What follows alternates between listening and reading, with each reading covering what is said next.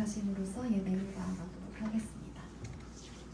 나는 전능하신 아버지 하나님, 천지의 창조주를 믿습니다. 나는 그의 유일하신 아들, 우리 주 예수 그리스도를 믿습니다.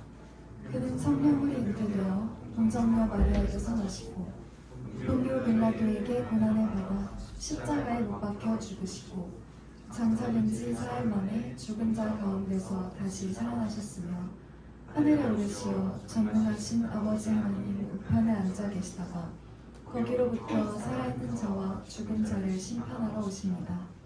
나는 성령을 믿으며 거룩한 공교회와 성도의 교제와 죄를 용서받는 것과 몸의 부활과 영생을 믿습니다. 아멘.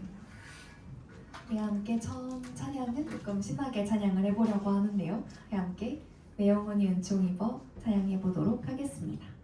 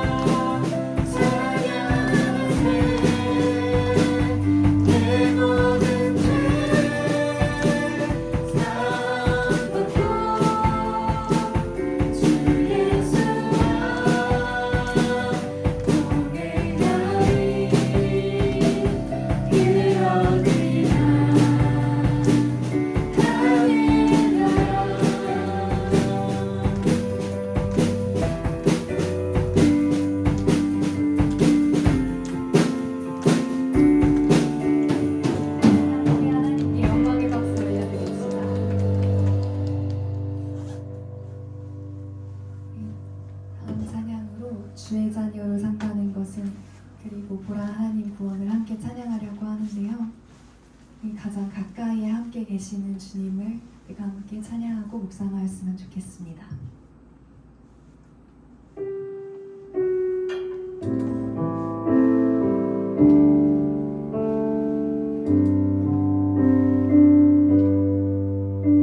주의 자녀로 산다는 것은 불 가운데로 걸어가는 것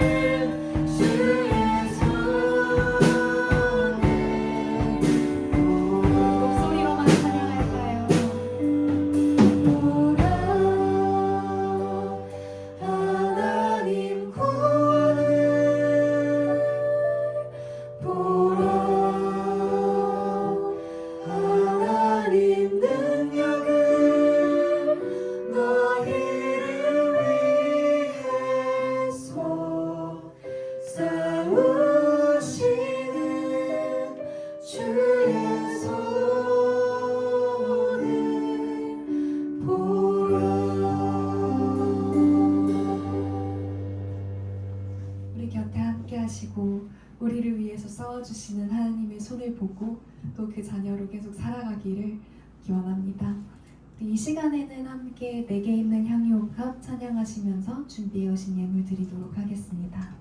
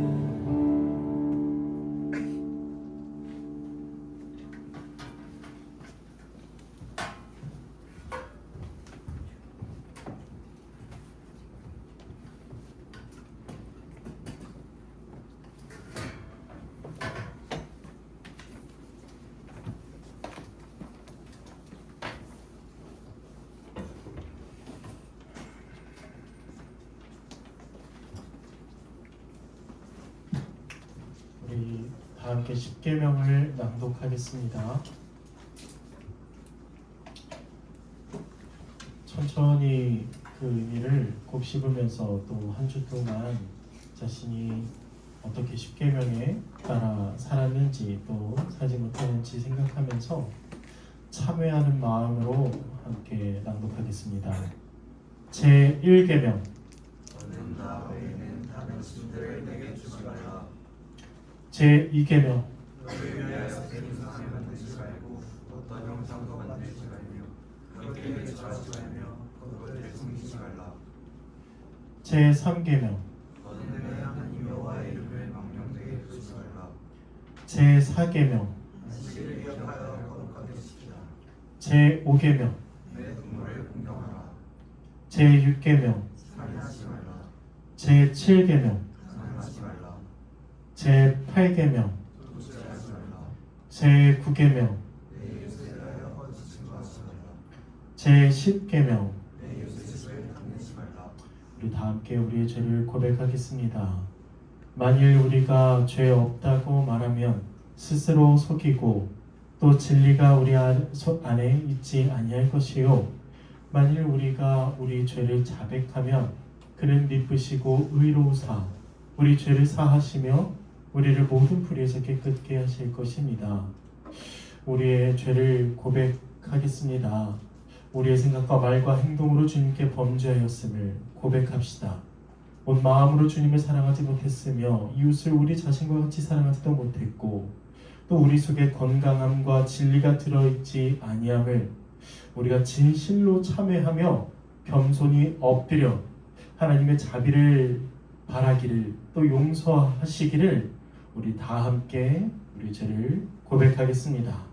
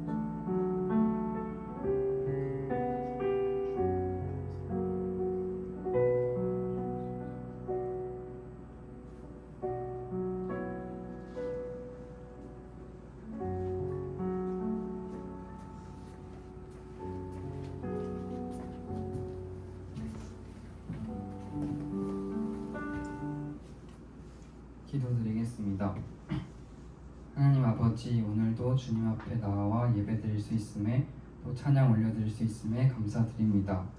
이 세상을 창조하셨으며 언제나 합당한 공의로 우리를 다스리시기에 하나님 아버지만이 홀로 영광 받아야 하실 분임을 다시 한번 고백합니다. 그렇기에 마땅히 저희의 삶을 온전히 주님께 맡기고 거룩함을 지키며 살아가야 하는 우리이지만 부족하고 연약하다는 핑계로 여러 유혹에 걸려 넘어지며 죄를 가까이 하는 저희의 모습입니다. 그러나 죄 앞에서 무너지는 것에서 그치는 것이 아니라 그 무너진 모습을 주님께 고백하고 부끄러워하며 주님 앞에 다시 나아가 무릎 꿇는 자들이 되길 원합니다. 또한 주님께서 우리에게 부어주신 은혜와 복이 우리 안에서 온전히 은혜와 복으로 누려질 수 있도록 우리의 그릇이 더욱 깨끗하게 준비되길 원합니다. 주님을 경외하는 삶을 통해 주님 앞에 더욱더 온전하고 합당한 주님의 자녀들이 되길 기도합니다. 하루하루 언뜻 보기에는 비슷한 삶을 살아가는 와중에도 주님의 선하심과 일하심을 느낄 줄 아는 우리가 되게 하시고 영적으로 깨어 있어서 주님의 시선과 주님의 마음에 더욱 가까워지길 갈망하며 기도하고 간구하는 삶 살게 인도하여 주세요. 오늘 말씀 전해주실 전도사님께도 주님이 함께 하셔서 그 말씀에 힘이 있게 하시고 말씀을 통해 우리가 하나님께 또 하나님께서 기뻐하실 삶으로 한 발자국 더 다가갈 수 있도록 인도해 주세요. 다가올 한 주도 주님의 사랑과 은혜 안에서 우리를 지켜주시고 한없이 작은 자인 우리를 통해 주님의 나라를 예비하며 꿈꾸실 예수님의 이름으로 기도드렸습니다. 아멘.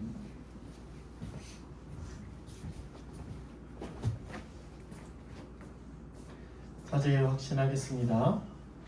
여기 기쁜 소식이 있습니다. 우리가 아직 죄인 되었을 때에 주님께서 우리를 위해 십자가에서 돌아가셨습니다.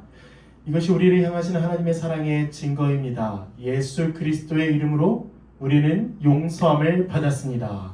할렐루야! 할렐루야! 감사합니다.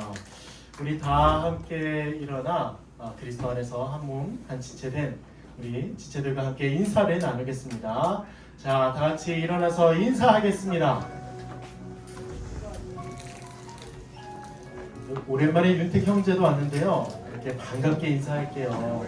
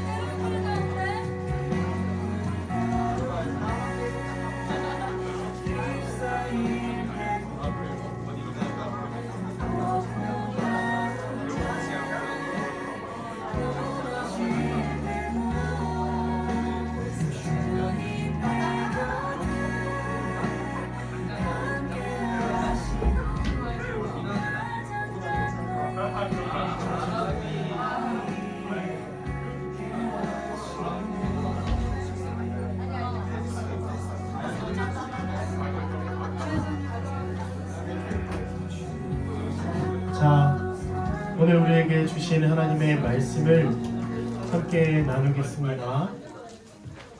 오늘도 하나님은 우리에게 말씀하십니다.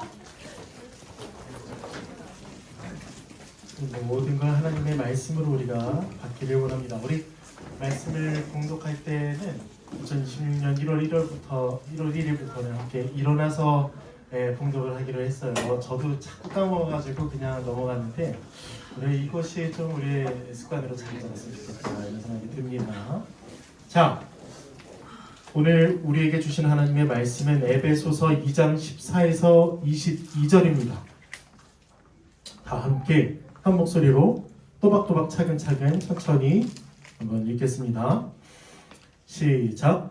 그는 우리의 화평이신지라 둘로 하나를 만드사 원수된 것 곧 중간에 막힌 담을 자기 육체로 허시고 법조문으로 된 계명의 율법을 폐하셨으니 이는 이 둘로 자기 안에서 한 세 사람을 지어 화평하게 하시고 또 십자가로 이 둘을 한 몸으로 하나님과 화목하게 하려 하심이라. 원수된 것을 십자가로 소멸하시고 또 오셔서 먼데 있는 너희에게 평안을 전하시고 가까운 데 있는 자들에게 평안을 전하셨으니 이는 그로 말미암아 우리 둘이 한 성령 안에서 아버지께 나아감을 얻게 하려 하심이라. 그러므로 이제부터 너희는 외인도 아니요 나그네도 아니요 오직 성도들과 동일한 시민이요 하나님의 권속이라. 너희는 사도들과 선지자들의 터 위에 세우심을 입은 자라. 그리스도 예수께서 친히 모퉁이 돌이 되셨느니라. 그의 안에서 건물마다 서로 연결하여 주 안에서 성전이 되어 가고 너희도 성령 안에서 하나님이 거하실 처소가 되기 위하여 그리스도 예수 안에서 함께 지어져 가느니라. 아멘. 자리에 앉아주시기를 바랍니다. 오늘 우리에게 주신 하나님의 말씀 에베소서 2장 14에서 22절의 설교 제목은 교회의 통일성입니다. 교회의 통일성. 무슨 내용인지 대충 이제 말씀도 읽고 했으니까 좀 이해 어느 정도 유추가 가능하겠죠. 교회의 본질이 뭐가 있냐면 네 가지 정도가 있습니다. 바로 사도성이 있고요, 통일성이 있고, 또 거룩성이 있고, 보편성이 있습니다. 사도성, 거룩성, 통일성, 보편성. 이것들을 나중에 좀 여러분들이 더 자세히 배우기를 바라지만 오늘은 통일성에 대해서 함께 알아볼 텐데요. 이 통일성이 무엇인가? 오늘 바로 이 말씀에 근거해서 우리 교회가 하나다라는 걸 말씀하고 있는 것이죠. 한번 오늘은 좀 강해 설교라기보다는 좀 주제 설교에 가까워서 여러분들이 좀 더 쉽게 잘 들을 수 있을 거라 생각합니다. 한번 가보죠. 자, 첫 번째 우리 율법에 대해서 정말 많이 들었죠. 율법이 무엇입니까? 하나님의 거룩하고 의롭고 선한 법이죠. 그 하나님의 율법, 그 십계명에는 하나님의 사랑과 이웃 사랑을 어떻게 해야 하는지 그 하나님의 계명이 담겨 있습니다. 하나님은 우리에게 원하시는 것은 하나님을 사랑하고 이웃을 사랑하는 거예요. 그리고 율법을 다 지켜 행할 때, 십계명을 다 지켜 행할 때 하나님과 이웃과의 관계는 화평할 수밖에 없습니다. 하나님의 뜻대로 하나님을 사랑하고 예배할 때 당연히 하나님과의 관계가 회복되겠죠. 화평하겠죠. 또 하나님의 뜻대로 이웃을 그 십계명대로 율법대로 다 사랑할 때, 곧 자기 몸처럼 사랑할 때 모든 사람 간의 관계는 화평합니다. 그래서 하나님의 나라는 이렇게도 말할 수 있어요. 율법이, 십계명이 다 지켜지는 나라다. 이렇게도 볼 수 있습니다. 죄가 없다는 거예요. 죄가. 제가 아이패드를 사용하다가 아이패드 수리를 맡겨서 이 A4 용지로 이제 뽑았는데 자꾸 이렇게 좀 갈 때 손으로 자꾸 이렇게 드래그하게 되네요 이거를. 아이, 습관이 참 그렇습니다. 네.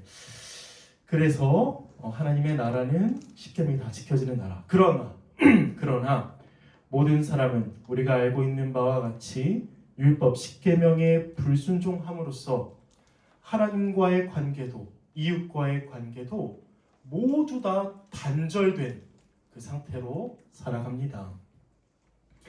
여러분, 하나님과 사람과의 관계의 단절의 이유는 오직 죄입니다. 죄밖에 없어요. 죄.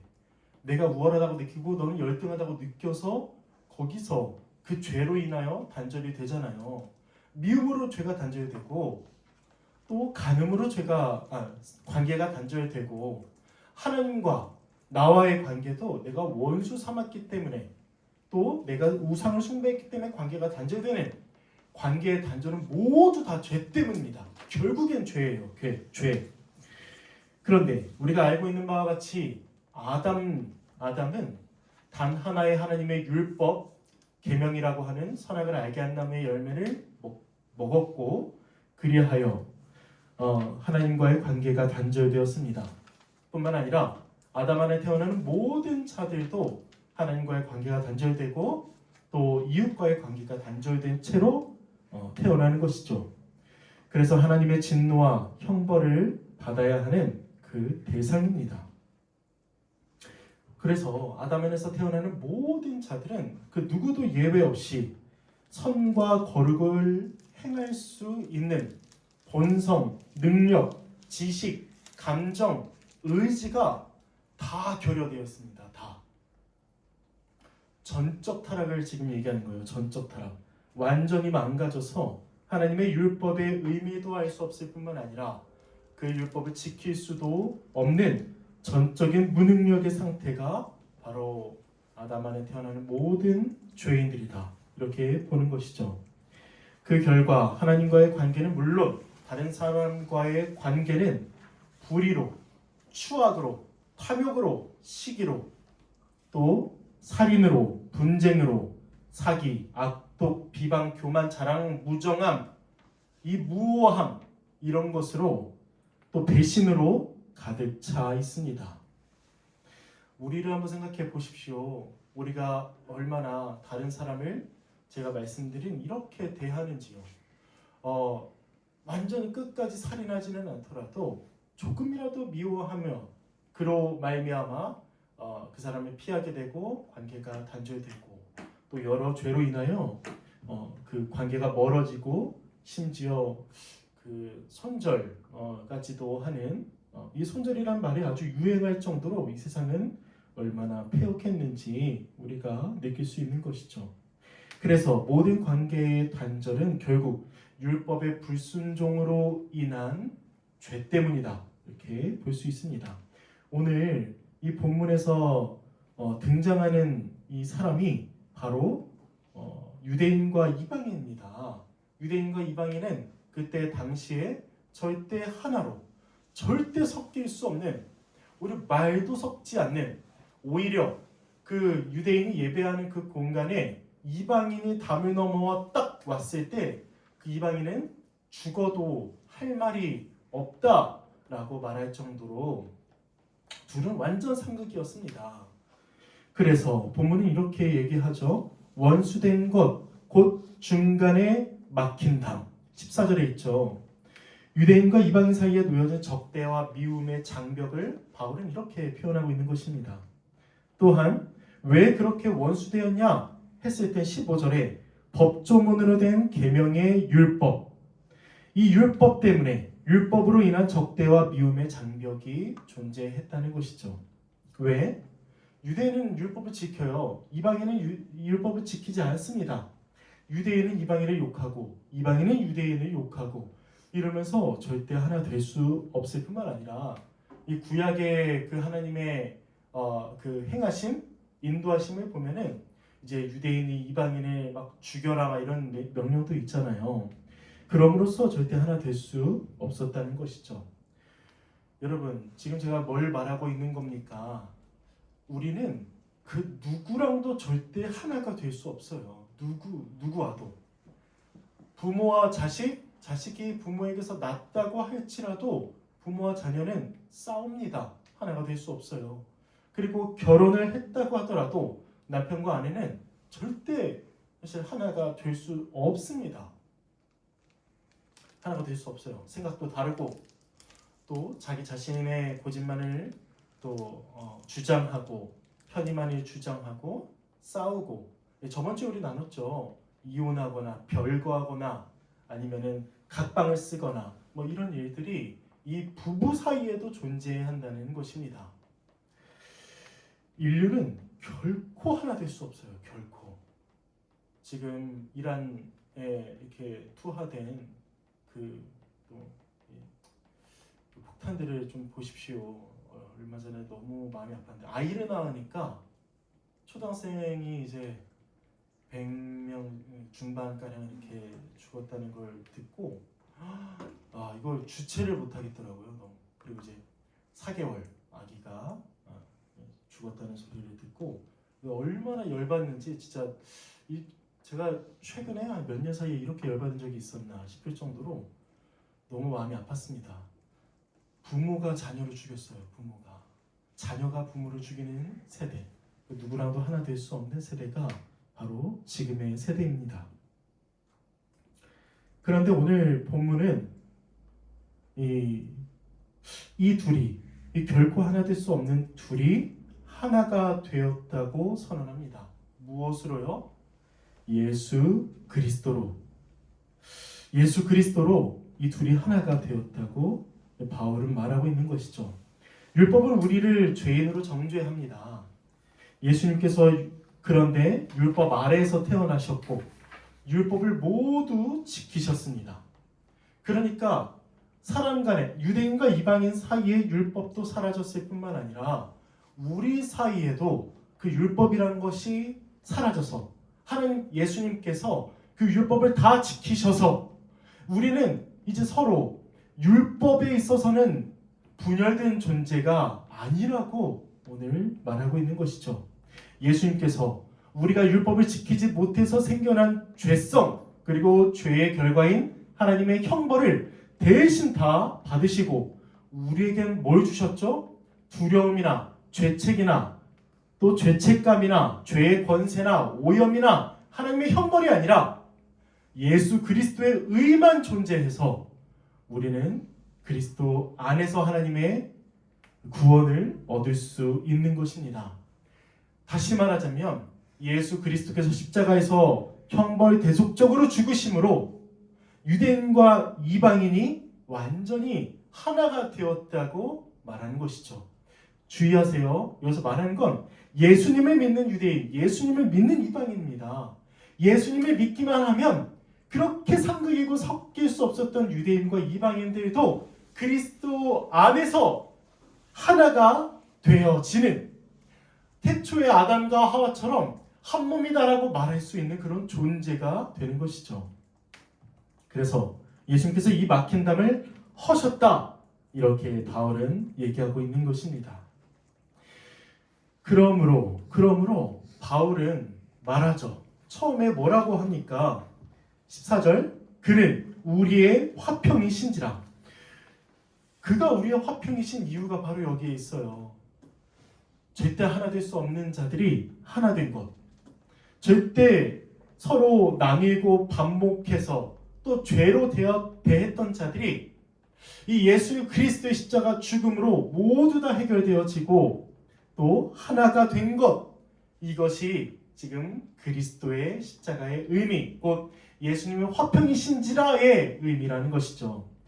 여기서 이 헬라어를 보면은요, 예수님이 그는 우리의 화평이시다 할 때 에이미 동사라는 걸 써요. 에이미는 영어로 따지면 비동사예요. 비동사. 뭐는 뭐다. 그래서 이제 비동사를 얘기합니다. 근데 여기서 에이미 동사를 씀으로써 예수님이 화평을 만드신 분이거나 화평을 가져오신 분이 아니라 아예 예수님은 화평이시다라고 예수님 자체를 그렇게 말하고 있는 것이죠. 왜요? 나뉠 수밖에 없던 이 죄인들을 하나가 되게 하셨기 때문이죠. 예수님을 믿는 모든 신자는 예수 그리스도와 연합할 뿐만 아니라 그리스도 안에서 새로운 사람이 되어 또 같이 함께 연합된 사람과 모두가 한 몸이 됩니다. 이 내용을 딱 이렇게 장착하고 이제 우리에게 주신 은혜를 한번 설명해 보죠. 예수 그리스도의 인격과 사역 그리고 그리스도와의 연합으로 누리는 그 은혜가 무엇이냐면 바로 우리가 하나가 되었다는 겁니다. 아멘, 아멘이십니까? 믿으십니까? 예수님은 둘로 하나를 만드셨어요. 죄인들은 죄로 말미암아 둘로 나뉘어지고 분열되었죠. 그러나 예수님께서 형벌, 대속적으로 십자가에서 죽으심으로 예수님의 십자가를 믿는 자라면 누구든지 더 이상 둘이 아니라 하나라는 것이죠. 하나입니다. 그러므로 우리 예수님을 믿는 우리 모두는 교회로서 하나로 살아가는 것이죠. 하나가 된 것입니다. 하나님의 백성의 본질적 특성은 바로 하나입니다. 하나. 이걸 믿으시기를 바랍니다. 우리는 하나예요. 하나. 하나님의 형상의 본질 또한 하나입니다. 하나님의 형상이 회복되었죠. 우리는 그런 존재죠. 그런데 이제 나, 너가 아니라 이제 우리가 된 거예요. 하나가 되었기 때문에. 이 하나됨을 예수 그리스도의 형벌 대속적 죽음으로 다시 이루셨고 그 존재가 바로 교회인 우리라는 것이죠. 갈라디아서 3장 28절 한번 보죠. 바울은 의도적으로 아주 상극인 자들을 얘기하면서 그들이 하나라고 얘기하는데요. 너희는 유대인이나 헬라인이나 종이나 자유인이나 남자나 여자나 다 그리스도 예수 안에서 하나이니라. 이걸 오늘날로 한번 조금 더 한번 바꿔볼까요? 인종이 다르든 피부색이 다르든 이스라엘과 이란 사람이든 북한 남한 사람이든 일본 사람이든 한국 사람이든 저 지역 아주 그냥 서로 적대시하는 그 지역 사람이든 또 우리가 남녀노소든 예수 그리스도 안에서 모두가 다 하나라고 말할 수 있는 것입니다. 교회는 하나예요. 그리고 교회의 특징 중 이 하나가 하나됨인데요. 다른 특징은 뭐냐면 바로 거룩함입니다. 하나와 거룩함. 예수님은 모든 교회 사이에 있는 모든 분열, 미움, 차별을 완전히 제거하셨어요. 제거하셨습니다. 그래서 교회는 이렇게 얘기할 수 있는데요. 하나된 하나님의 거룩한 백성. 하나된 하나님의 거룩한 백성이라고 얘기할 수 있습니다. 또 더 나아가 이 바울은 우리가 곧 교회가 하나다 라고 말할 뿐만 아니라 한 몸이다 라고까지 얘기합니다. 예수님은 교회를 한 몸이 되게 하셨어요. 그리스도 안에 있는 모든 자들을 서로 다르더라도 하나의 몸이 되게 하셨습니다. 그러므로 교회는 한 몸으로 살아갑니다. 예수 그리스도를 믿고 믿음을 고백하여 성령으로 세례를 받은 모든 믿는 자는 그리스도 안에서 다 한 몸입니다. 하나님께서 주권적으로 하시는 이 일은 그 열등이나 우등이나 차별이 없이 하나님이 사랑하시는 모든 자들은 그리스도 안에서 하나요 한 몸이라고 얘기할 수 있는 것이죠. 고린도전서 12장 13절인데요. 한번 읽어보겠습니다. 제가 우리가 유대인이나 헬라인이나 종이나 자유인이나 다 한 성령으로 세례를 받아 한 몸이 되었고 또 다 한 성령을 마시게 하셨느니라. 성령을 받았다면 그리스도를 믿고 성령을 받았다면 그리스도 안에서 우리가 하나님을 절대 부정해서도 안 되고 부정하면 안 되는 것이죠. 한 몸은 하나인 교회가 서로 유기체적 관계임을 의미합니다. 우리는 그리스도 안에서 유기체적으로 한 몸이에요, 여러분. 우리 따로 생활하고 손도 따로 있고 몸이 다 따로지만 그리스도 안에서 한 몸이기 때문에, 유기체적으로 한 몸이기 때문에 우리는 서로 지체라고 부릅니다. 지체, 나의 몸이라고 우리는 부르는 것이죠. 그래서 서로를 한 몸에, 나와 한 몸인 각 지체로 여기는 것이죠. 그리고 그 지체들이 다 모였을 때 바로 몸이라고 얘기할 수 있는데, 누구의 몸이죠? 머리신 예수 그리스도의 몸인 교회라고 우리는 부릅니다. 지체들이 다 모이고 교회고, 이 교회가 그리스도의 몸이고, 그 몸을 우리의 머리신 예수 그리스도께서 통치하시고 다스리시는 그 존재가 한 몸인 교회, 하나님 나라의 백성이니만 하나님 나라라는 것이죠. 교회는 그래서 더 이상 따로 존재하지 않습니다. 교회는 하나입니다. 절대 나눌 수 없는 존재입니다. 그래서 교회는 분열된 개별적인 존재가 아니라 집합적 존재예요. 집합적 존재이며 이를 또한 다른 말로는 교회적 존재다라고도 말할 수 있는 것이죠. 나뉠 수 없습니다. 따로 존재할 수 없습니다. 오히려 서로가 서로에게 반드시 필요한 자들이에요.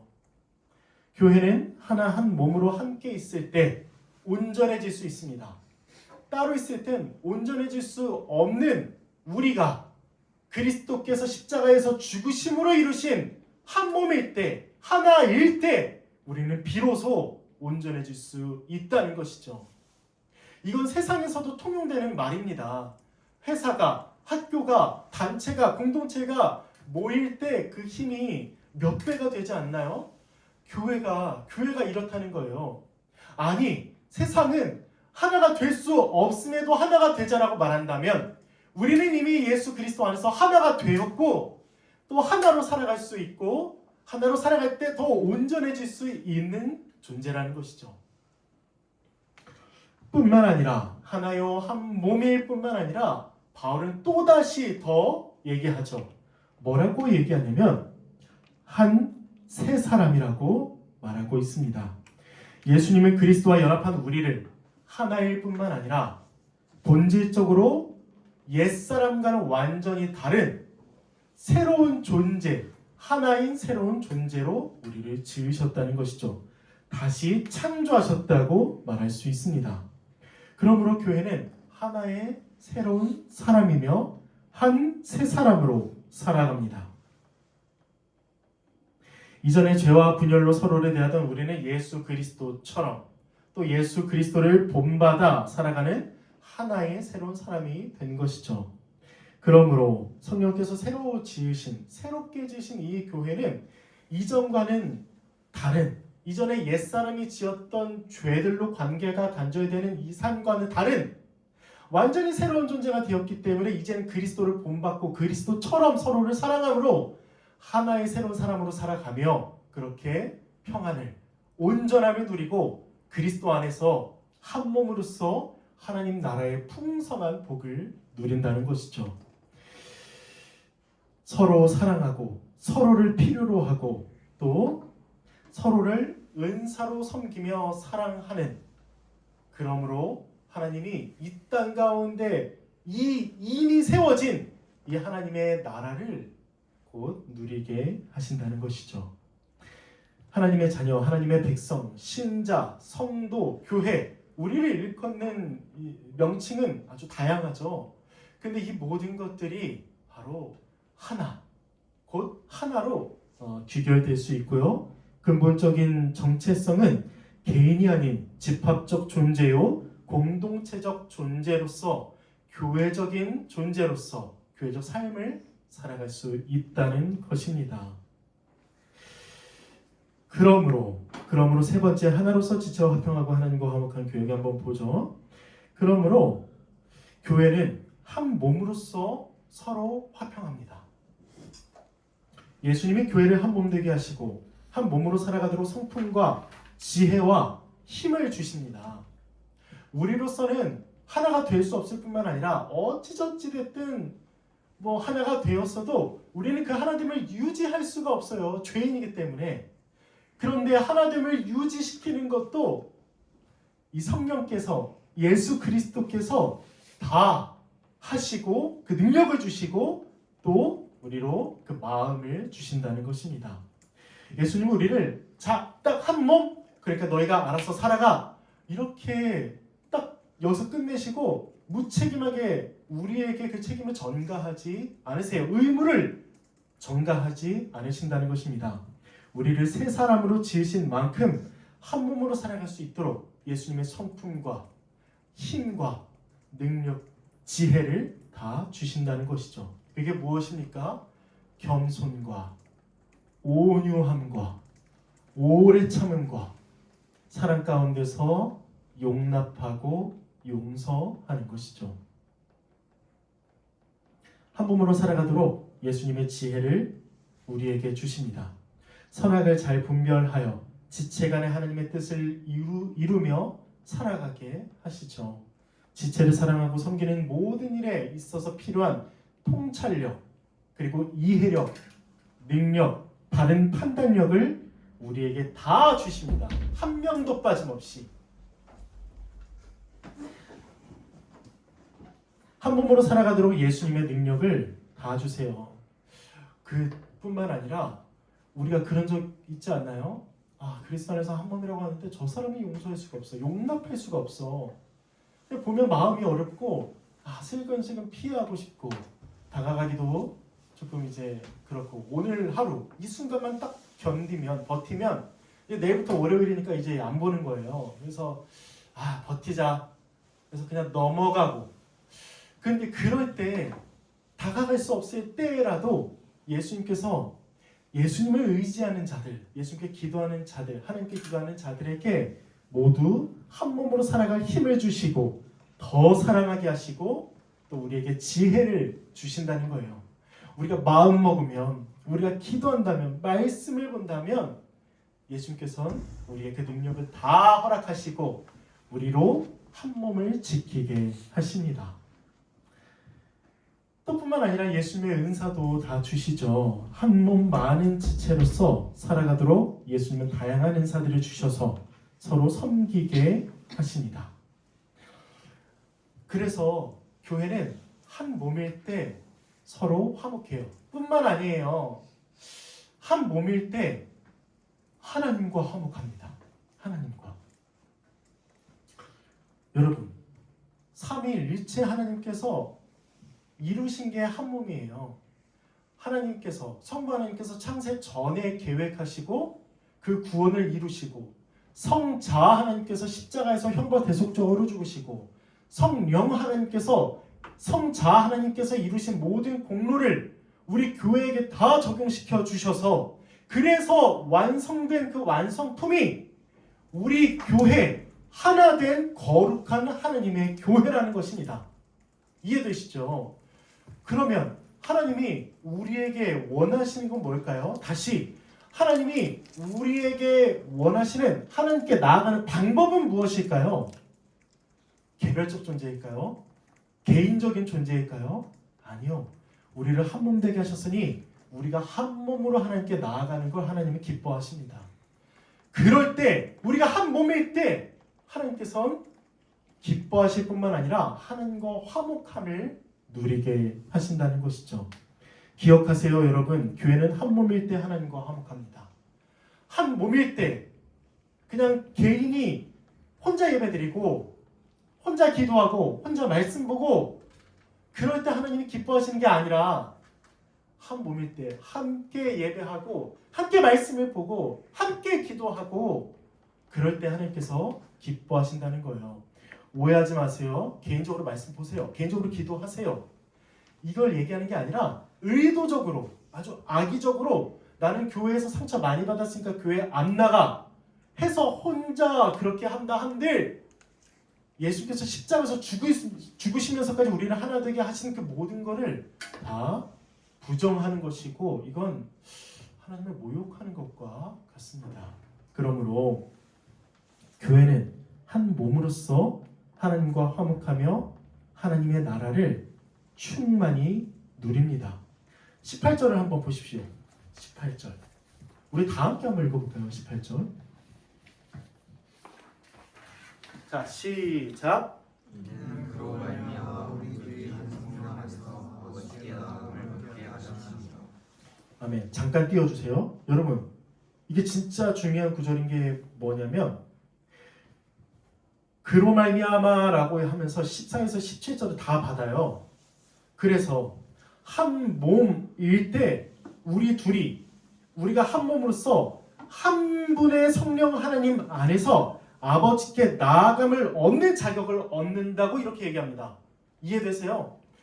우리가 하나님께 나아갈 수 있는 자격은 개별적 존재도 아니고 개인적 존재도 아니고 한 몸, 하나, 한 세 사람인 그 존재일 때 하나님께 나아갈 수 있는 자격을 비로소 얻는다는 거예요. 혼자 개인적으로 나가시겠습니까? 개인주의적인 신앙생활을 하시겠습니까? 이 말씀과 정면으로 위배되는 건데 이거 어떻게 이렇게 혼자 생활하겠습니까? 교회는 한 몸으로 하나님께 나아갈 수 있습니다. 또 나아가야만 합니다. 적용을 한번 해보겠습니다. 이번 주는 한 몸에 대해서 좀 다루고요. 다음 주는 동일한 시민, 하나님의 권속, 또 성전 이것들을 차근차근 좀 다뤄볼 텐데 이 적용을 한번 한 몸, 하나, 한 세 사람 한번 좀 더 풍성하게 해보겠습니다. 여러분, 하나님께서 우리를 구원하신 방식이 무엇입니까? 바로 십자가입니다. 십자가. 십자가를 지지 않아도 인간의 몸이 되지 않아도 되시는 하나님이 그냥 아담이 범죄했을 때 다 쓸어버리고 다시 만들고 다시 시작해도 되는 그 전능하신 공의로우신 하나님께서 굳이 인간이 되신 이유, 인간이 되셔서 그 제한이 많은 인간의 몸으로 피곤하시고 졸리시고 맞으시고 쫓겨남을 당하시고 심지어 십자가에서 손과 발목에 못이 박혀서 죽으시고 이런 이유가 무엇입니까? 이로써 이루고 싶은 것이 무엇이었습니까? 우리의 한 몸이에요. 교회를 한 몸 되게 하시기 위하여, 죄인들을 한 몸 되게 하시기 위하여 십자가에서 죽으셨다는 것입니다. 우리 한 몸이 얼마나 큰 값을 치르고 이루어진지 우리는 알아야 합니다. 예수님의 십자가로 우리가 한 몸 되었다고요? 예수님이 왜 그러셔야 되는데요?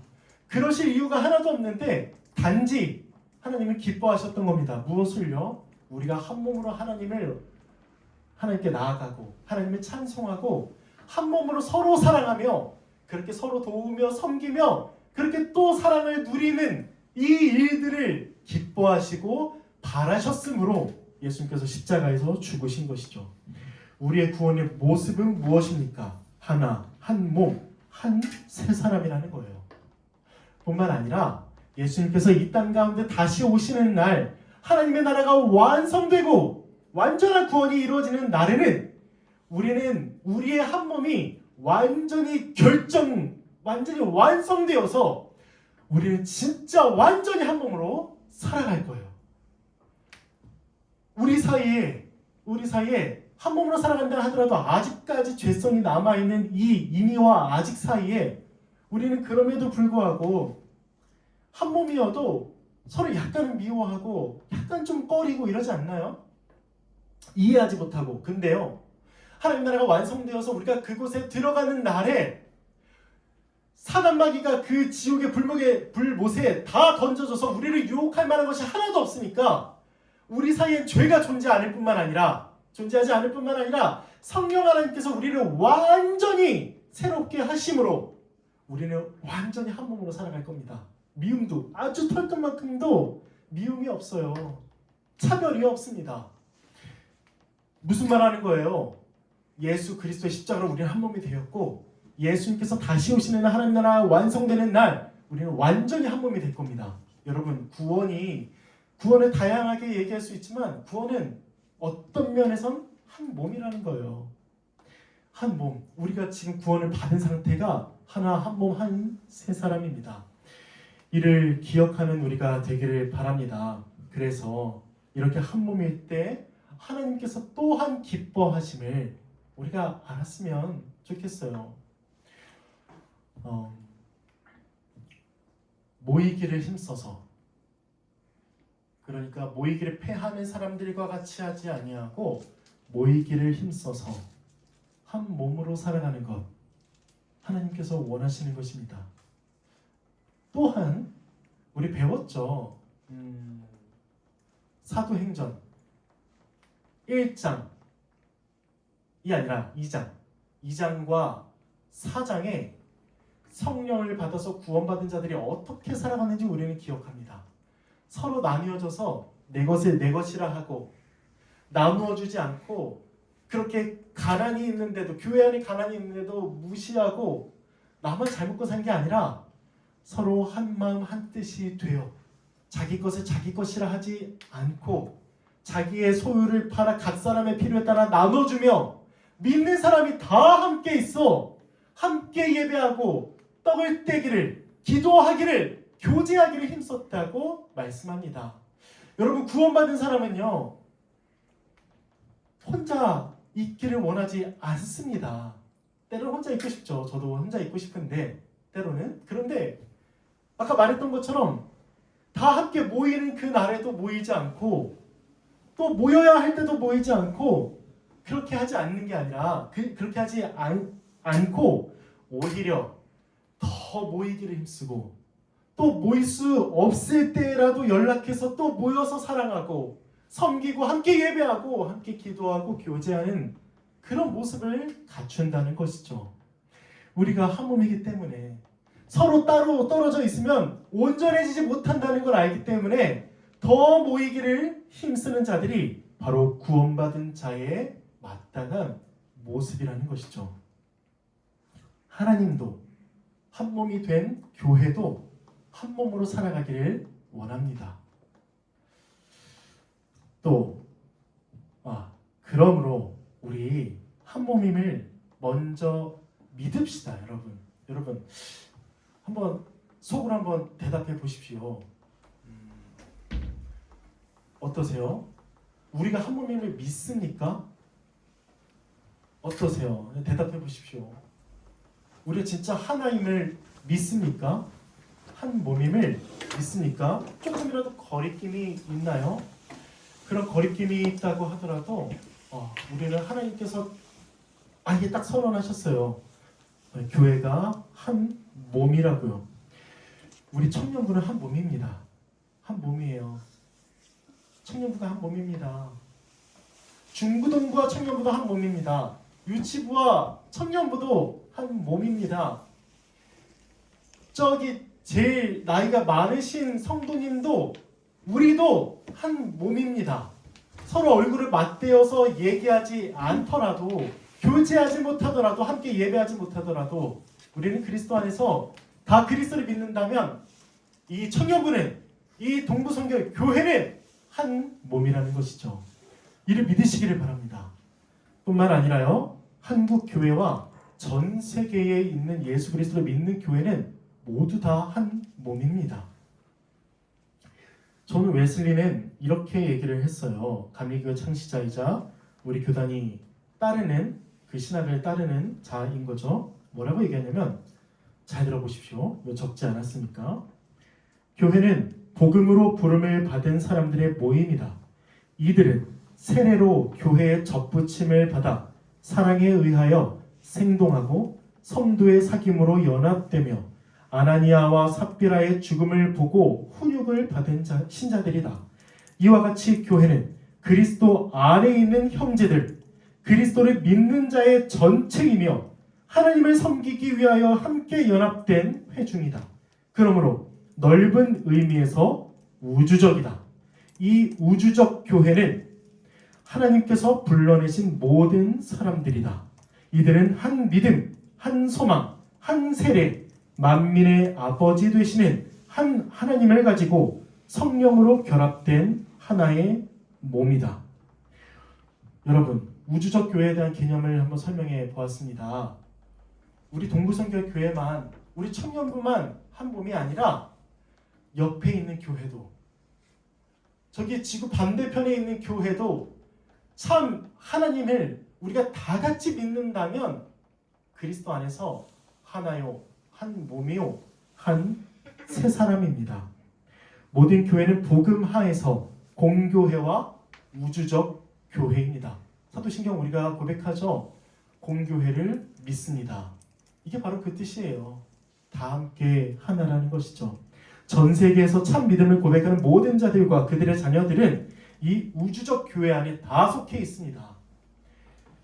한국의 많은 교회가 뭐에 빠져 있냐면 개교회주의에 빠져 있습니다.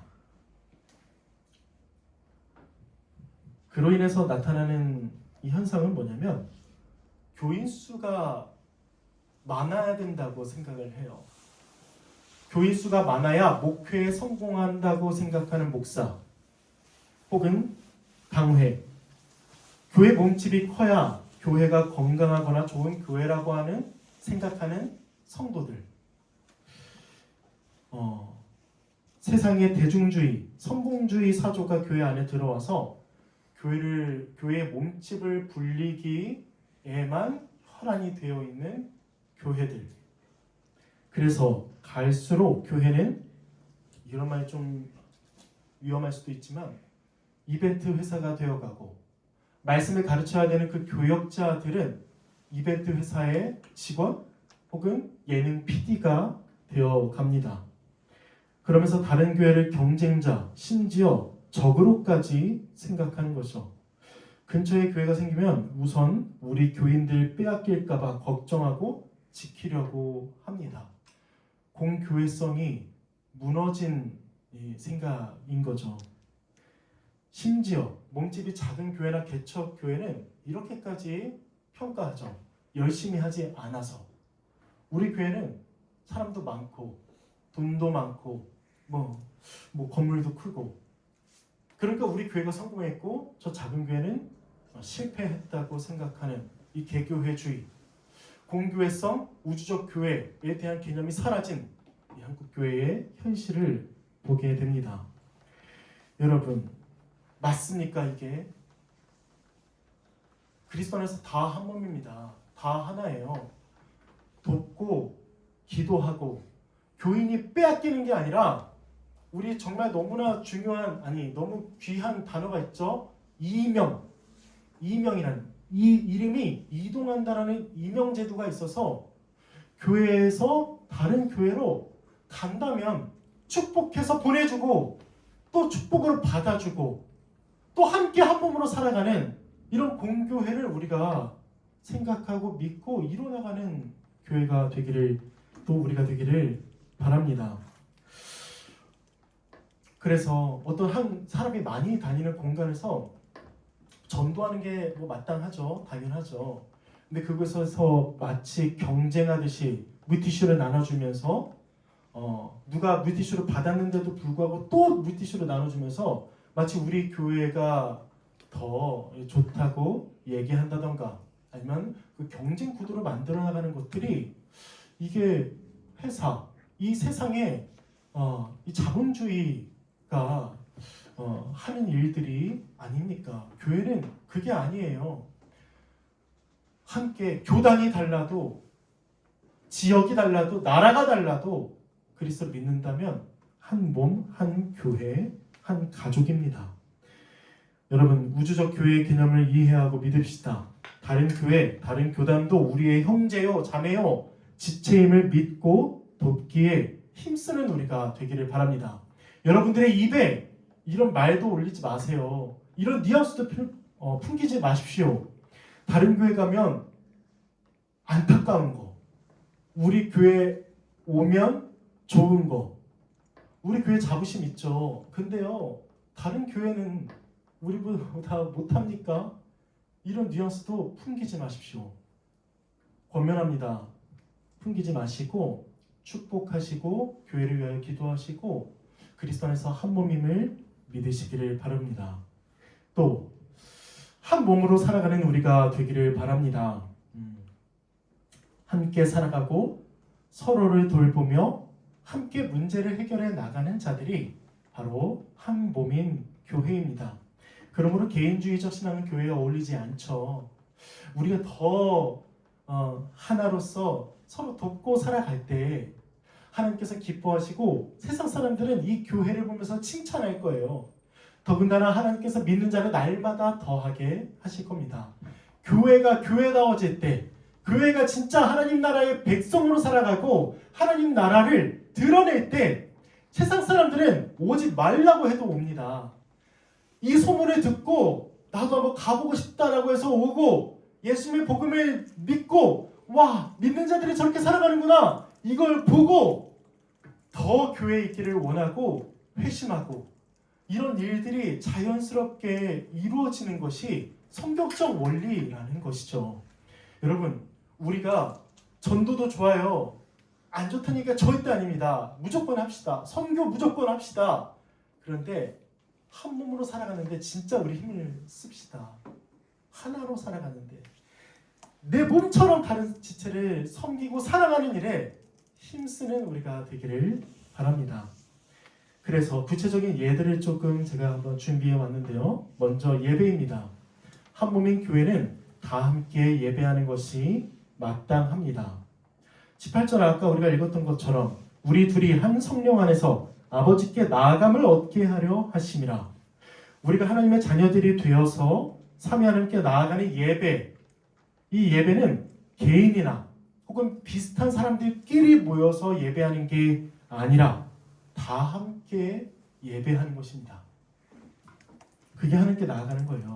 온 세대가 다 함께 예배하는 것이 우리를 지으신 본연의 모습으로 예배하는 것이죠. 또 우리가 어떻게 또 한 몸으로 살아갈까요? 양육입니다. 한 몸인 교회는 예수 그리스도를 알고 믿는 일에도 하나가 되어야 하죠. 에베소서 4장 13절입니다. 우리가 다 하나님의 아들을 믿는 것과 아는 일에 하나가 되어 온전한 사람을 이루어 그리스도의 장성한 분량이 충만한 데까지 이르리니. 바울은 말하죠. 우리 중에 일부가 3분의 1이 혹은 열심히 있는 자들만이 아니라 우리가 다, 우리 성도들이 다, 청년부들이 다 하나님의 아들을 믿는 것과 아는 일에 하나가 되어 온전한 사람이 되어 그리스도께로 충만한 데까지 이르기를 우리에게 권면하고 있는 것이죠. 우리가 한 몸이라면 우리를 구원에 이르게 하는 그 성경, 하나님의 말씀, 복음, 이 복음을 아는 일에도 하나가 되어야 됩니다. 아는 일에 하나가 되지 못하고 격차가 생긴다면 더더욱 하나가 될 수 없을지도 몰라요. 반면 함께 복음을 알고 함께 같은 복음을 믿는다면 서로 말씀을 나누고 말씀대로 살아가는, 그리고 권면하는 이런 거룩을 이루는 일에도 큰 유익이 있을 것입니다. 또 우리가 어떻게 한 몸으로 살아가야 할까요? 교제입니다. 한 성령 안에서 한 몸된 지체들과 함께 어울려 함께 천국의 복을 누리는 우리가 되기를 바랍니다. 잘못된 예시를 한번 말씀드려 볼게요. 예배만 드리고 교제는 없는 신앙생활이 괜찮다? 제가 이제 과거에 어떤 집사님이 계시고 집사님의 딸이 계셨는데 한번 여쭤봤어요. 따님이 청년부에 안 나오길래 집사님께, 어머님께 이제 좀 도움을 얻고자, 그 따님이 청년부에 안 나오는 이유가 있을까요? 순수하게 한번 질문해 보았습니다. 그때 집사님이 이렇게 말씀하셨어요. 아, 제 딸은요, 청년부 예배는 안 나가지만 예배 드리고 헌금도 열심히 해요. 근데 예배만 드리고 이제 항상 집에 가는 걸 제가 몇 년 동안 목격을 했어요. 여러분, 이게 괜찮지 않습니다. 않아요. 한 몸이기 때문에 함께 서로 사랑하는 일들이 없다면, 하나님과 나와의 관계만 중요하다면, 혹은 하나님 앞에 내가 그냥 출석 도장 찍으려고 만약에 예배하러 온다면 하나님께서는 그 예배를 받아주시겠습니까? 그 예수 그리스도의 십자가로 이루신 그 한 몸을 그렇게 오해하고 왜곡하는데 어떻게 하나님께 예배한다고 말할 수가 있겠습니까? 복음을 모르는 것입니다. 교회를 모르는 것입니다. 그러므로 교제 없이 예배만 드리는 것은 잘못된 신앙생활이고 오히려 함께 모여서 함께 교제하고 함께 예배하는 우리가 되기를 바랍니다. 또 다른 성도와의 관계는 중요하지 않고 하나님과 나와의 친밀한 관계만 중요하다고요?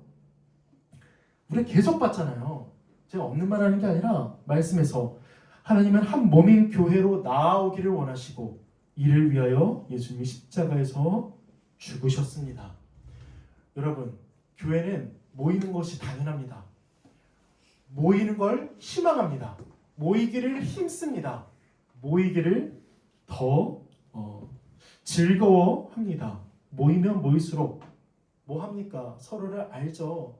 서로에 대해서 알고 서로의 필요를 알고 또 자신의 은사를 통해서 그 필요를 채워주고 그렇게 하나님의 나라를 드러내고 누리는 우리 교회가 되기를 바랍니다. 또 이런 생각을 좀 했으면 좋겠어요, 여러분. 이제는 개인적, 개별적 존재라는 생각을 지우시고 집합적, 교회적 존재라는 걸 각인하시고 믿으십시오. 개인, 신앙생활, 가정생활, 직장생활, 심지어 취미생활 이것도 그냥 다 함께 한다라고 생각을 한번 해보십시오. 누가 아파요? 그러면 마치 내가 아픈 것처럼 찾아가지 않더라도 뭐 기도해도 좋고 더 실제적 쓸 것을 나눠주고요. 취미생활도요. 혼자 이렇게 영화 보는 거 좋죠.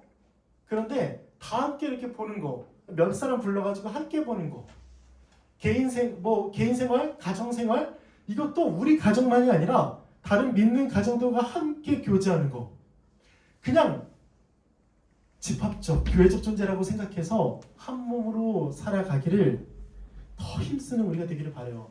여러분들은 아직 이제 아기를 낳지 않았기 때문에 결혼도 안 했기 때문에 육아가 얼마나 또 그 난이도가 있는지는 조금 다가오지 않을 거예요. 근데 이런 거 있죠. 육아도 함께한다. 육아도 이 교회가 함께 키운다. 이런 생각을 좀 우리가 가집시다. 그래서 내 아이가 아파요? 그러면은 다른 지체들이 도와주는 거예요.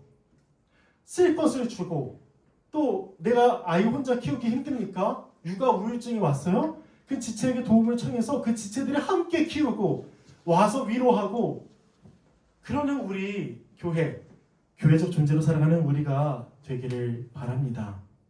그래서 개인적, 개별적 존재로는 부족하고 연약하고 실패함을 인정하고 하나 된 우리가 더 부족하지 않도록 더 힘써 하나됨을 힘쓰고 그러면서 충만한 하나님 나라의 복을 누리는 우리가 되기를 바랍니다. 마지막 게임인데 이건 다음 주에 좀 하겠습니다. 말씀을 맺을게요. 성도는 이 존재론적 변화를 제대로 이해하고 교회적 존재로 살아갈 때 하나님의 백성으로서 합당하게 살아갈 수 있고 신앙생활을 제대로 할 수 있습니다.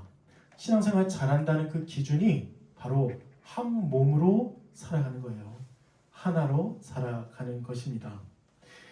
이 교회의 통일성을 생각하고 오히려 더 혼자가 아니라 함께 믿고 함께 사랑하고 함께 소망하고 또 이 세례도 함께 또 믿음을 점검하고 그렇게 축하하고 함께 성찬에 참여함으로 하나됨을 누리는 우리 교회가 되기를 간절히 바랍니다. 우리 찬양하겠습니다. 이런 교회 되게 하소서 찬양인데요. 가사를 묵상하면서 우리 교회가 어떠하기를 바라는지 스스로도 생각하고 또 이런 교회가 되기를 바란다고 기도하는 마음으로 찬양하겠습니다.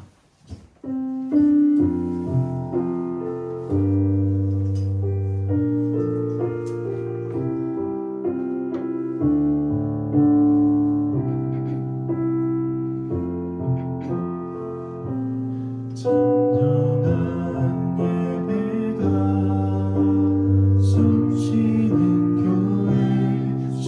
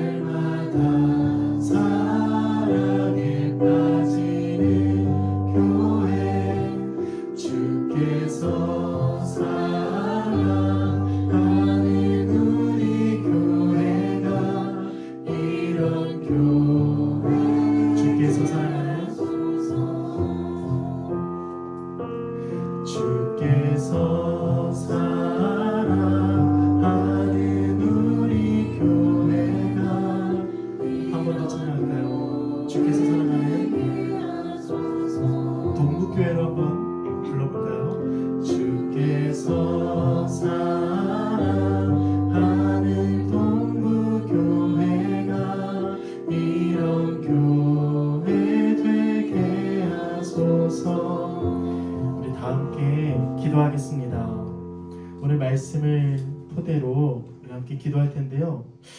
이미 하나가 되게 하셨사오니 이에 감사하며 더욱더 하나됨을 힘써 지키며 살아가는 우리가 되게 해달라고 기도합시다. 개인주의적인 또 개별적인 존재가 아니라 이미 우리는 그리스도 안에서 완전히 다른 하나의 새로운 사람, 하나의 하나님의 거룩한 백성이 되었음을 믿고 하나로 살아가기를 힘쓰며 하나로 살아갈 때 즐거워하며 기뻐하며 하나로 살아갈 때 하나님께서 믿는 사람의 날마다 더하는 그런 교회가 되게 해달라고 우리 다 함께 기도하겠습니다. 하나님 아버지 감사합니다. 우리를 하나 되게 하시는 애 감사합니다. 우리 같이 나뉘고 분열하고 반복하고 미워하고 그렇게 절대 하나 될 수 없던 우리가 예수 그리스도의 십자가로 그 중간에 막힌 담을 허셨고 우리로 그리스도 안에서 하나가 되게 하셨으니 한 몸으로 살아가는 우리가 되게 하여 주시옵소서. 한 몸으로 또 하나로 한 세 사람으로 이전에 없었던 이전에 지었던 모든 죄들을 그리스도 안에서 다 용서받은 자로서 이제는 사랑으로 이제는 오래 참음으로 겸손으로 또 은사를 사용하여 또 섬기는 모든 지혜로 우리가 서로 한 몸으로 살아가는 우리가 되게 하여 주시옵소서. 하나가 되자고 말하지 않고 이미 하나가 되었음을 믿고 선언하며 이미 하나가 되게 하셨사오니 우리가 하나됨을 더욱더 지키며 한 몸으로 또 모여 살아가기를 힘쓰는 우리 교회 우리 청년부 되게 하여 주시옵소서. 모두가 다 그리스도 안에서 한 몸임을 믿고 믿음으로 믿음을 따라 믿음대로 살아가는 우리가 되게 하여 주시옵소서.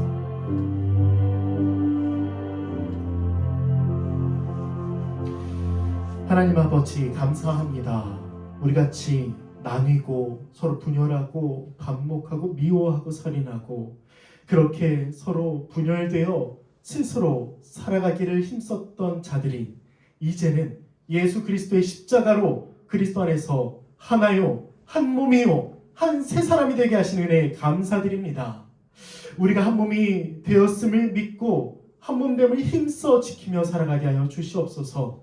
이제는 개별적 존재가 아니라 완전히 집합적 존재요 유기체적으로 한 몸이요 교회적 존재임을 믿고 무엇을 하든 간에 다른 지체를 위하여 하고 하나님의 영광을 위하여 하며 다른 지체들을 위하여 기도하고 다른 지체들을 위하여 돈을 벌고 다른 지체들을 위하여 돈을 쓰고 시간을 보내고 그렇게 열정을 쏟는 우리 한 몸, 한 세 사람 되게 하여 주시옵소서.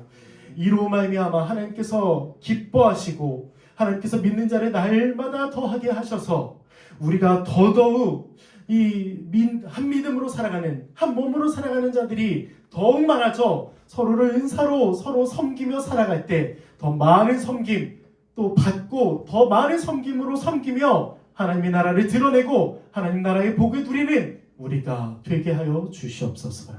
감사드리며 우리 주 예수 그리스도 이름으로 기도드립니다. 아멘. 주기도문으로 함께 기도하겠습니다. 하늘에 계신 우리 아버지, 아버지의 이름을 거룩하게 하시며 아버지의 나라가 오게 하시며 아버지의 뜻이 하늘에서와 같이 땅에서도 이루어지게 하소서. 오늘 우리에게 일용할 양식을 주시고 우리가 우리에게 잘못한 사람을 용서하여 준 것 같이 우리 죄를 용서하여 주시고 우리를 시험에 빠지지 않게 하시고 악에서 구하소서. 나라와 권능과 영광이 영원히 아버지의 것입니다. 아멘. 바로 광고하겠습니다. 첫 번째 오늘은 사순절 셋째 주일인데요. 셋째 주일에 되게 어두운 것 같습니다. 불을 한번 켜주시면 좋을 것 같아요. 사순절은 부활절까지 주일을 제외한 40일 기간을 말합니다. 경건한 신앙생활을 통해 주님의 고난을 묵상하시기를 바랍니다. 두 번째, 저번주 청년부 헌금뿐만 아니라 청년부 재정을 함께 모아서 20만 원을 각 부서에 연보했습니다. 10만 원, 5만 원, 5만 원 했는데요. 저희가 한 몸이라는 걸 조금 더 드러내기 위하여 이 수련회 찬조를 계속 몇 년간 지속하고 있으니까 여러분들도 마음과 재정을 모아주시고 기도해 주시기를 바랍니다. 세 번째, 대신방 진행입니다. 많이 했는데요. 이제 신청한 분들 중에선 김웅철 형제가 오늘로써 마지막으로 진행합니다. 그래서 오늘까지 하고 또 여기에 적히지 않고 아직 신청하지 않았지만 하고 싶은 분들은 또 함께 뭐 신방 너무 거창하지 않고 그냥 함께 식사하고 싶은 분들은 신청해 주시기를 바래요. 그리고 이제 그 신입생 분들 우리 분들은 함께 또 식사 하면 좋겠습니다. 네 번째, 여름 수련회 답사 저번 주일이죠. 주일과 월요일에 걸쳐서 1박 2일 동안 잘 다녀왔습니다. 가는데 한 3시간 반, 4시간 걸렸고 오는 데에 5시간 넘게 걸렸는데요. 모두 우리 재준 형제가 다 운전을 해주셨어요. 얼마나 힘든 일인지 운전을 많이 하시는 분들은 알 텐데 거기다가 눈과 비까지 와서 되게 위험했는데도 잘 해주셨고 임원들과 함께 잘 다녀왔는데 여러분 이 얘기하면 한 5시간 흐를 텐데 수련회 장소가 너무 좋아요. 역대급입니다. 그래서 그 베다니 하우스인가요? 어디였죠? 그 강원도 베다니인가요? 베데스다인가요? 하여튼 거기보다 좀 더 좋은 것 같아요. 더 비슷하거나 시설도 좋고 또 그 주위에 즐길 거리도 있습니다. 삼척 이제 한번 살아보신 우리 현우 형제가 되게 잘 알 텐데요. 스노클링을 할 수 있는 곳이 있는데 진짜로 거기가 한국의 나폴리라고 해서 파란색 바다입니다. 거기서 스노클링을 이렇게 여유롭게 한번 한다고 생각해 보십시오. 모두 다 신청해서 다 함께 갔으면 좋겠는데 여기 사진이 있네요.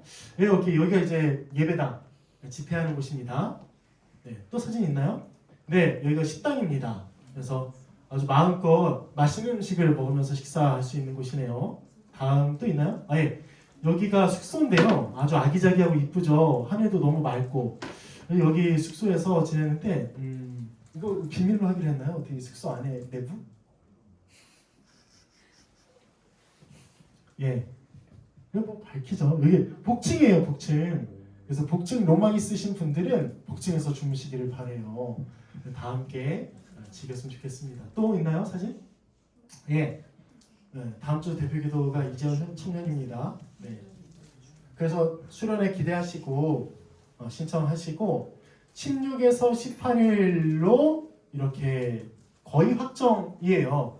이제 그 당 교육위원회 측에서 재정이 지원이 된다면 바로 예약금을 걸 생각입니다. 너무 좋아서 어디에 뺏기고 싶지 않은 이 한문대 그래서 예약을 하려고 하니까 여러분들 16에서 18일은 무조건 좀 비워주시고 함께 잘 다녔으면 좋겠습니다. 광고 끝났나요? 네, 끝났죠? 아마? 자, 파송의 말씀 나누겠습니다. 동북교회 청년 여러분, 이전에는 둘이었으나 이제는 하나가 되게 하신 하나님의 뜻대로 한 몸으로 살아가는 우리가 됩시다. 이제 세상에 나아가 그 복음을 전하며 주님을 증거하는 일꾼이 됩시다. 나는 함께 주 예수 그리스도를 믿는 자를 주 안에서 함께 지키려 그렇게 되어야겠습니다. 이제 세상의 빛과 소금과 누르게 되어 주께서 주신 사명을 감당하겠습니다. 함께 일어나겠습니다. 하나님께서 우리를 세상으로 보내십니다. 일어나라 아버지 사랑으로 아버지 능력으로 서로 하나 되어 그 빛을 비추라.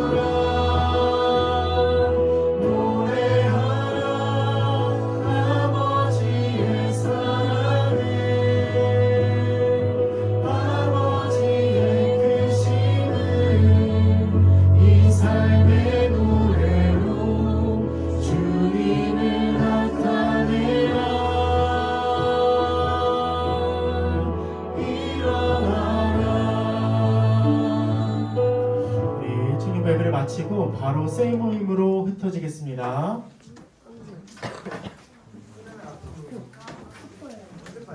죄송한데요, 잠깐 자리에 앉아주시기를 바랍니다. 잠깐 자리에 앉아주시기를 바랍니다. 저희가 잠깐 조사할 게 있는데요. 여름 수련회 때 연합 수련회로 좀 진행할까 이런 얘기가 나왔습니다.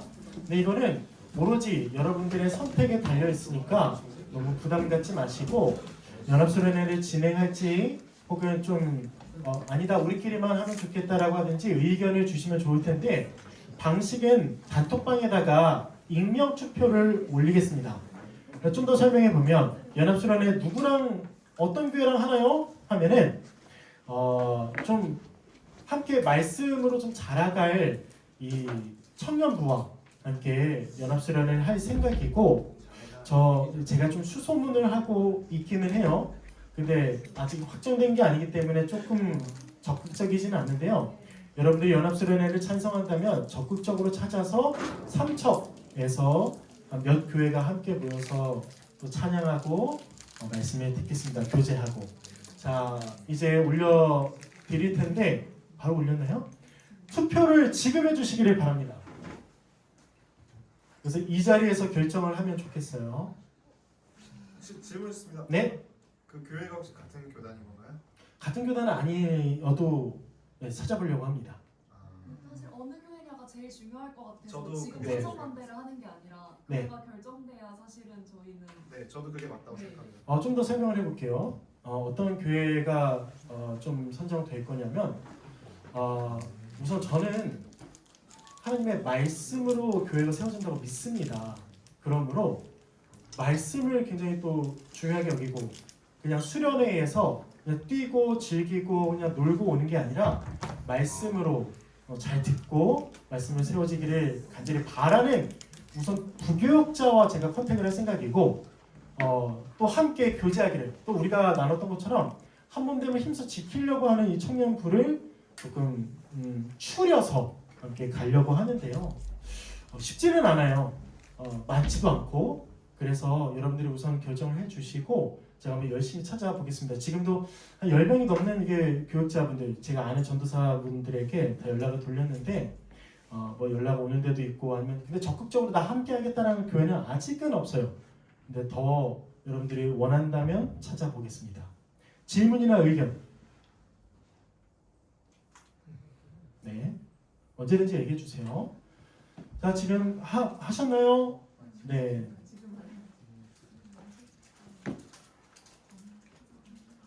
다 한 30초 정도 드릴까요? 어떻게 생각할 시간이 필요하시다면 1분 드리고 네. 다 하시면 바로 결과를 말씀드리고 셀 모임으로 흩어지겠습니다.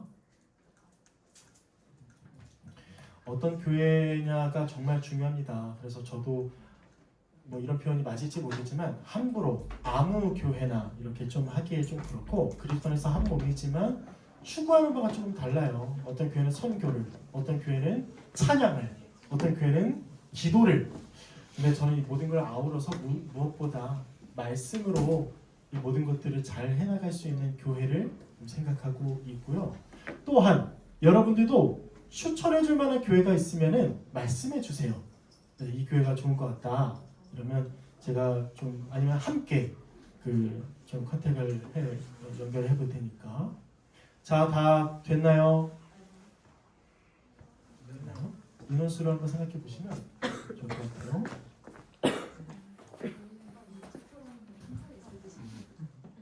네, 여러분 반대 12명, 찬성 8명으로 반대가 되었습니다. 그래서 우리 함께 자체 수련회로 이번 여름 수련회 진행하겠습니다. 우리 함께 너무 좀 편하게 누구 있으면 불편하잖아요. 사실 어색하고 그때 뭐 그렇게 잘 진행해 보죠. 셀 모임 진행하겠습니다. 오늘 재원 셀은 제가 진행하겠습니다.